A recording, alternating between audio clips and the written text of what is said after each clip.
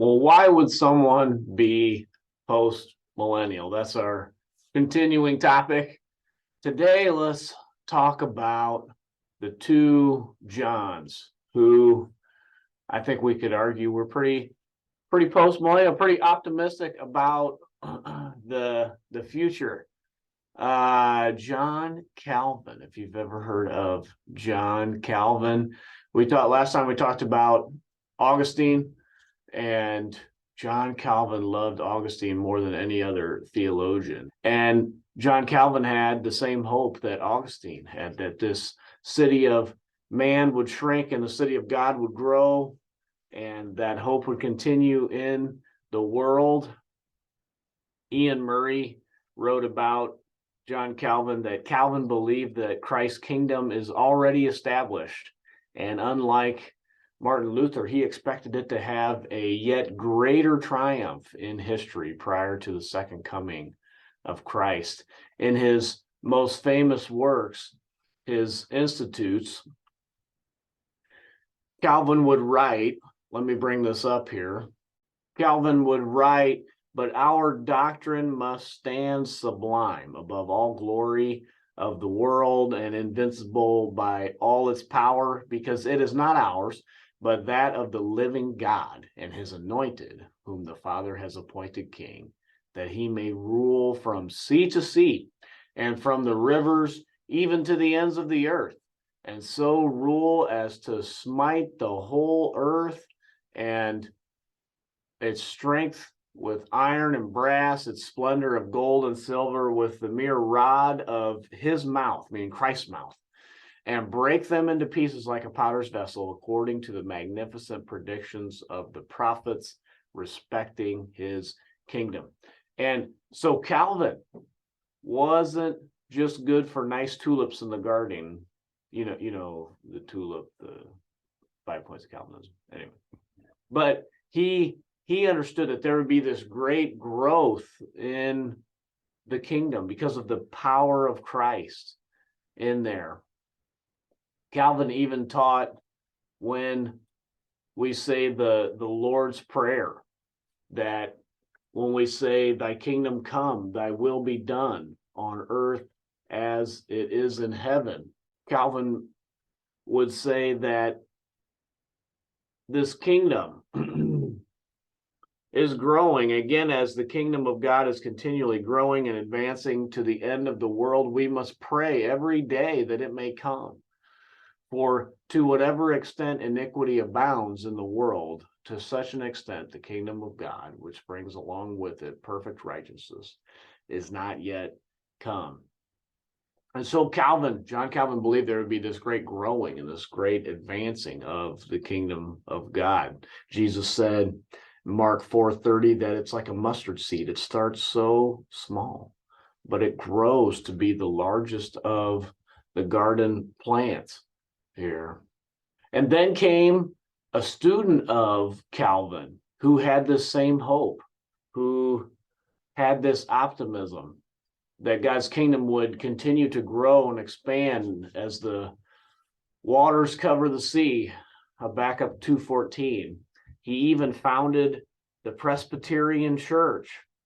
He was that old Scotsman, John Knox. You'll remember John Knox. I know some of you think, like, come on now, John Knox. If you know anything about John Knox, I mean, he was the guy who started as a chaplain in a Scottish chapel, or in a Scottish castle. And then when he was captured, he was sold as a French galley slave to row the boat. And then he finally got back to Scotland, and he had to flee to Geneva because Mary Tudor, who some know, as many know in history as Bloody Mary, was rounding up all the Protestant pastors in England and making martyrs out of them. So you might say, come on now, how could John Knox think that the church was going to grow and expand and get bigger? I mean, he must have been crazy with the kind of life that he was living. But yeah, he really did believe that. John Knox believed that we are all equal before God. which was revolutionary back in the 16th century, because they had this hierarchy. It was, the monarchy, you had the nobles, and you had the commoners, you had the serfs, you had, well, I guess the serfs were basically the slaves, because I don't know if you had slaves back in that feudal society. But John believed, because we are all equal before God, there is no divine right of kings, that no king is above the law, that sometimes the king would say, I am the law. I think, what was it? Louis the 14th said, I am the law. Right. But John believed we're all fallen, and therefore too much power concentrated in one place results in great corruption.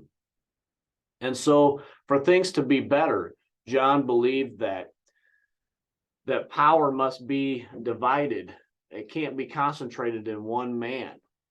And so for the kingdom of God to be really realized, for things to really get better, that there need to be divided power. He couldn't have all this power concentrated in one place. And so he believed this would help move history into a better direction. Or not history, but it would help mankind move into a better direction. It would help prevent another Bloody Mary from killing all the pastors. So much power concentrated in one area.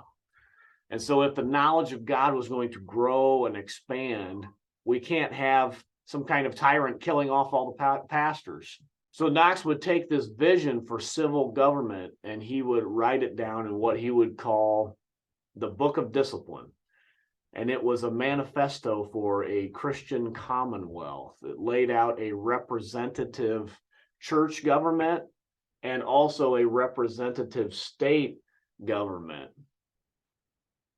You might notice that we have, and our government is a representative government. And in the church I go to, a Presbyterian church, we have a representative church government, the one that John Knox would lay out there.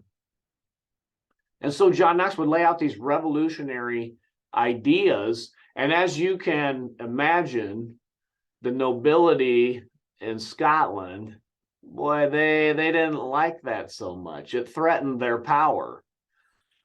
But again, this was a roadmap for a better world with divided power to make society better and usher in the kingdom of God. And so with that being said, John Calvin, John Knox, they had this hope. We can see that in their writing. And so I would say Christ is winning. He is building his church, and the gates of hell will not prevail against it. Until next time, this is the Post Millennial Man.